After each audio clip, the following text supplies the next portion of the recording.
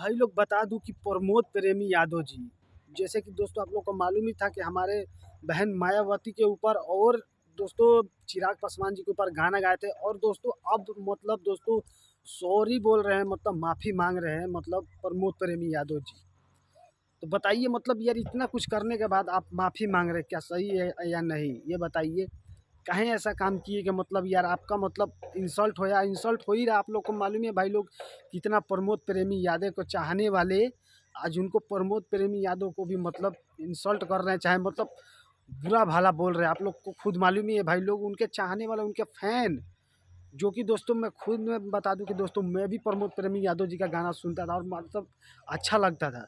बाकी जब से ऐसा गाना गाए ना भाई लोग, ऐसा गाना गाए हैं, तो मतलब ये साफ अब सुनने का कोई गाना मन ही नहीं करता प्रमोद प्रेमी यादव जी का। तो कि मतलब उनके अपने फैन भी यार उनसे नाराज़ हो गए हैं, क्योंकि यार ऐसा काम ही कर दिए प्रमोद प्रेमी यादव जी, और अब मांगते हैं सॉरी। तो बताइए सब काम कैला के बाद सॉरी कहबो तो ना ठीक लगी। क्यों नो भाई लोग, आप लोग खुद समझ सकते हैं भाई लोग। तो भाई लोग आगे का क्या राय सलाह है कमेंट कीजिएगा जरूर, और वीडियो को भाई लोग ज़्यादा से ज़्यादा शेयर कीजिएगा भाई लोग। तो मिलते हैं किसी और न्यू वीडियो में, तो आज के लिए इतना ही।